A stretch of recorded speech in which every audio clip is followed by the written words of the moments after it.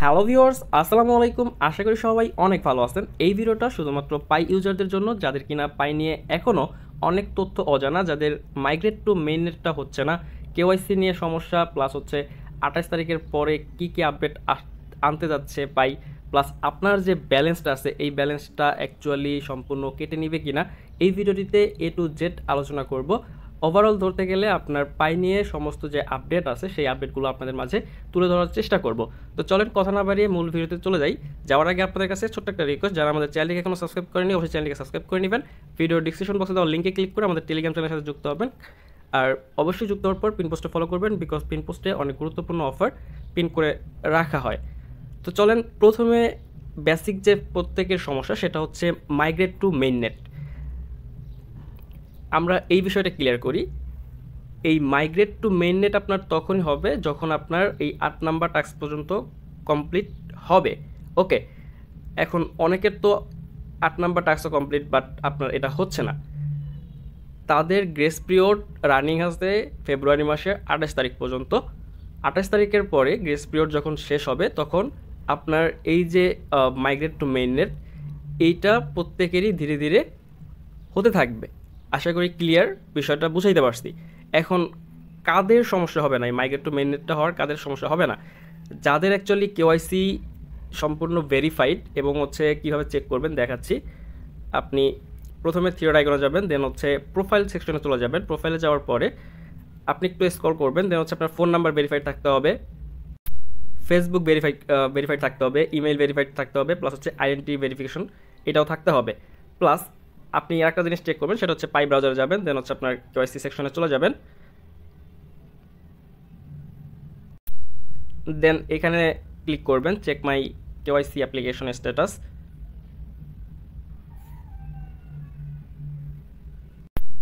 যাদের আমার মতো এই যে এরকম যাদের দেখতে পারতেছেন যে your application status KYC past, your validated application status, এটাও কিন্তু আমাদের পাস্ট, মানে দুইটাই আমাদের পাস্ট।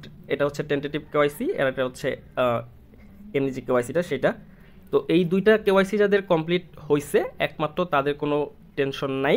আপনার গ্রেস পিরিয়ড ইন হওয়ার পরে আপনার যে মাইগ্রেটের ব্যালেন্সটা আছে, মানে আপনার এই ট্রান্সফারেবল যে ব্যালেন্সটা আছে এটা মাইগ্রেট হয়ে এখানে ট্রান্সফার হয়ে যাবে। আস্তে আস্তে প্রত্যেকেরই এটা হয়ে যাবে।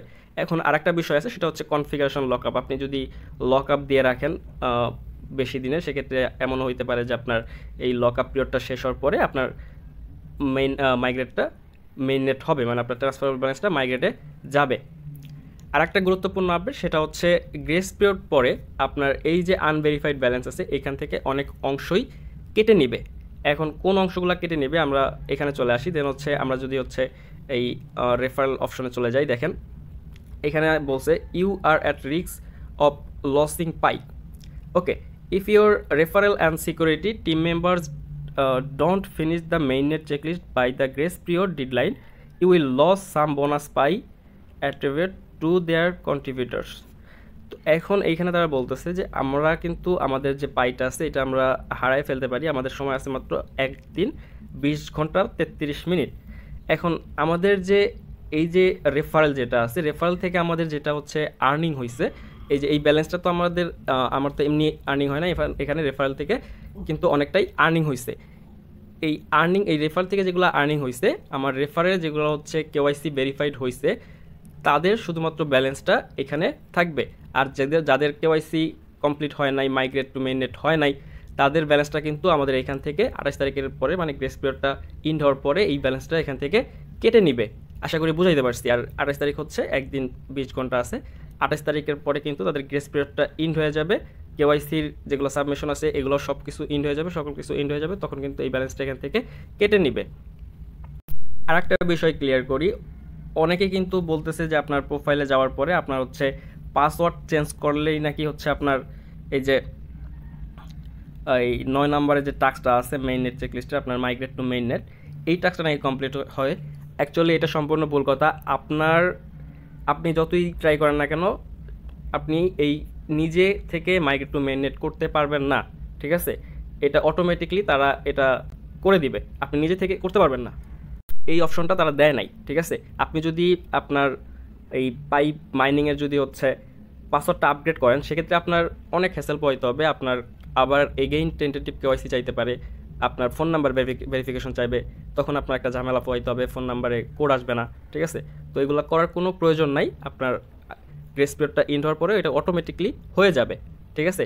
যাদের কিন্তু কেওয়াইসি কমপ্লিট নাই, যাদের এই মানে এই মেইননেট চেকলিস্টের আপনার হচ্ছে এই মাইগ্রেট টু মেইননেট অথবা মানে এই যে কেওয়াইসি, এই কেওয়াইসি কমপ্লিট যাদের নাই তাদের অ্যাকাউন্টগুলো কিন্তু যে ব্যালেন্সগুলো আছে সেগুলো কিন্তু ভ্যানিশ করে দিবে 28 তারিখের পরে। বুঝাইতে পারছি?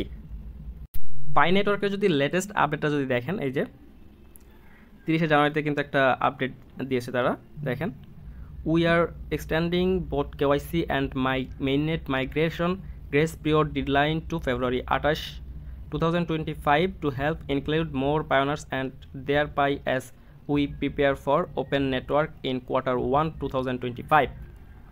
তো এখানে কিন্তু তারা কিন্তু অ্যানাউন্সমেন্টে কিন্তু বলেই দিছে যে তাদের মেইননেট মাইগ্রেশন গ্রেস পিরিয়ড ডেডলাইনটা হচ্ছে আপনার ফেব্রুয়ারি 28 তারিখ। আর এর মধ্যে যারা হচ্ছে কমপ্লিট করতে পারবেন, আপনাদের যে প্রবলেমগুলো আছে সলভ করতে পারবেন না, তারা তাদের যে ব্যালেন্সটা আছে সেটা কিন্তু ভ্যানিশ করে দিবে।